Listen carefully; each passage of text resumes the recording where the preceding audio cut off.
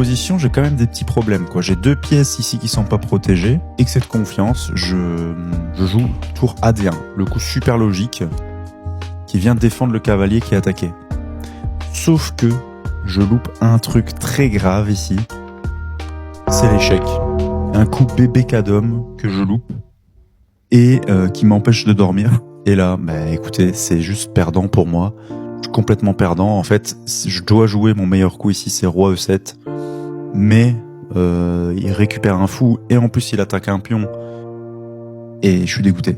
Je devais jouer roi E7. Donc là, je vais réfléchir. Mais il n'y a rien à faire. Donc ici, je finis par jouer après un long temps de réflexion et franchement, psychologiquement, c'était très dur. Roi F5, pardon. Et là, je vois qu'il joue F3. J'avais complètement loupé F3. Mais bon, voilà, maintenant que je le vois, je comprends tout de suite que c'est fini, quoi. Là, c'est juste mat en 3 coups. Il n'y a rien à faire.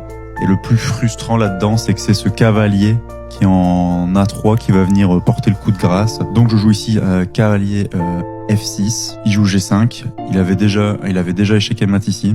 Il l'a pas vu, moi non plus. Mais donc il pousse. Je prends. De toute façon, ça reste mat. Il n'y a rien à faire. Je prends et il reprend pas, sinon ça va pas. Mais il joue fou C2, échec. Mon roi en fait n'a pas de case. Il est complètement enfermé. Je joue E5. Il joue fou échec. Roi ici. Et alors là, le miracle, c'est qu'il a ce cavalier en A3 qui vient me mater. J'ai vraiment réussite 0. Mais bon, après, c'est clairement ma faute. J'ai clairement loupé le tour D6, donc j'ai joué jusqu'au mat. Tellement c'était un beau mat, mais là, ce tour D6, je vais encore en faire des cauchemars pendant longtemps. Voilà. Donc du coup, je perds et je me retrouve encore à 0,5 sur 3.